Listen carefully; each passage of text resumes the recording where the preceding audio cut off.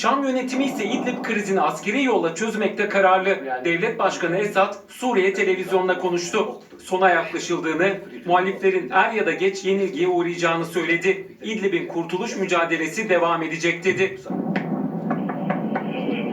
Esad'ın konuşmasının ardından rejim saldırıları yoğunlaşarak devam etti. Suriye güçleri Türkiye sınırına yakın bölgeleri bombaladı. Rejim saldırılarından kaçıp bölgeye kurulan kamplara sığınan sivillerse zorda. Çoğu çadırlarını topladı, eşyalarını alıp bir kez daha yola düştü. Birleşmiş Milletler son bir haftada yaklaşık 150 bin kişinin Türkiye sınırına göç ettiğini açıkladı. Suriye askerleri ele geçirdikleri yerlerde ise yapmadıklarını bırakmıyor. Sivillerin terk ettiği evler yağmalanırken rejim güçlerinin nefretinden mezarlıklarda nasibini aldı. Askerler mezar taşlarını kırdı, çektikleri görüntüleri sosyal medyada paylaştı.